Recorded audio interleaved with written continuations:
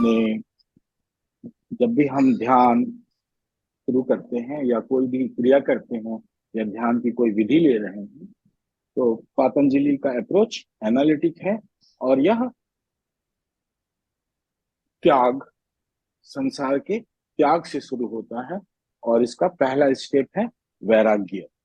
वैराग्य को हमने अच्छे से समझा, और वैराग्य पर आधारित हमारा पूरब की थेरेपी, अगर हम कहें मेडिटेटिव थेरेपी, तो यह पूरब की थेरेपी रही कि हम मेमोरी से कैसे डिटैच हो जाए और उस बीमारी से मुक्त हो जाए।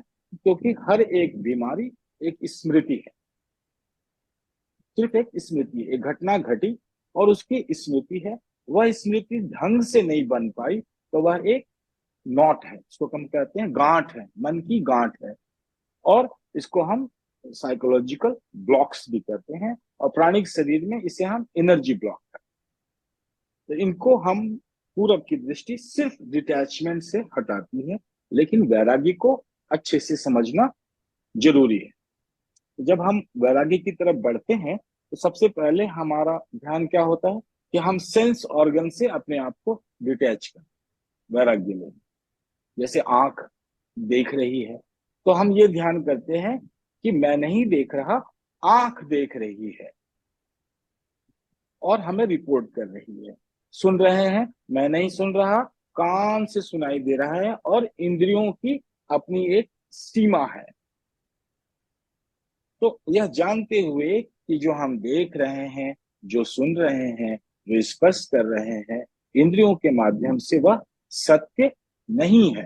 थोड़ा सा हो सकता है, लेकिन पूर्ण सत्य का ज्ञान हमें नहीं हो रहा है, पूर्ण ज्ञान नहीं मिल रहा। तो ये पहला हमारा डिटैचमेंट का फर्स्ट स्टेप होता है। सेंस ऑर्गन से जब हम आगे निकलते हैं तो क्या होता है, बहुत सारी इच्छाओं के प्रति हमारी उपेक्षा होने लगती है। मन में इच्छा उठेगी लेकिन काम करने का मन नहीं करेगा, उस पर ध्यान नहीं देंगे या उसको छोड़ देते हैं। ये दूसरा स्टेप ध्यान में आता है, और यही धीरे धीरे माइंड को शांत करता है। लेकिन इस शांति में एक बोरियत होती है, एक उदासी होगी और बोरियत होती है, और धीरे धीरे ये इतना बोर्डम की तरफ ले जाता है, क्योंकि एनालिटिकल अप्रोच है और वैराग्य है। त्याग, एक स्थिति जब साधक के पास आती है उससे बोरियत महसूस होने लगती है। हर चीज में बोरियत होगी, खाने में, पीने में, सोने में। तो वह एक बहुत ही डिफिकल्ट सिचुएशन होता है जब साधक इस दौर से गुजरता है। वो निरंतर साधना भी कर रहा है, बैठ गया, कोई आनंद नहीं आ रहा बैठने में, ध्यान में, सिर्फ बोरियत महसूस होती है और नींद आती है। और इसको क्रॉस करना जरूरी है। फिर उसके बाद धीरे धीरे उसकी अपनी इच्छाओं पर नियंत्रण आता है, और कुछ इच्छाएं उसके पास होती हैं, उसको वह पालन करता है। और फिर हमने कहा परम वैराग्य हो। तो परम वैरागी आपके काम लायक नहीं होते, हम उससे कुछ शिक्षा नहीं ले पाते।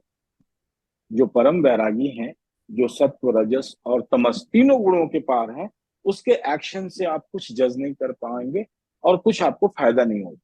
उससे ज्यादा फायदामंद हमारे लिए वो लोग हैं जिनको समाधि प्राप्त नहीं भी है, लेकिन कम से कम इंटेलेक्चुअली वो ट्रेंड है,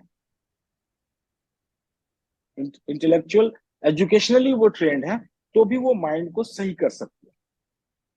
तो परम वैरागी लोग अपनी दुनिया में जीते हैं और आम आदमी की समझ के बिल्कुल परे होते हैं। अगर वैसा गुरु मिल भी जाता है तो भी मुश्किल ही वो किसी काम के लायक होता है, या जो मुमुक्षु हैं सिर्फ उनके लिए वो फायदेमंद होते हैं। लेकिन सामाजिक रूप से आचार्य ज्यादा फायदेमंद होते हैं हमारे लिए, क्योंकि वो व्यवहार पर नियंत्रण करना सिखाते हैं और इंटेलेक्चुअली ट्रेंड होते हैं। इसलिए हमारा अप्रोच ये है कि हम दोनों तरीके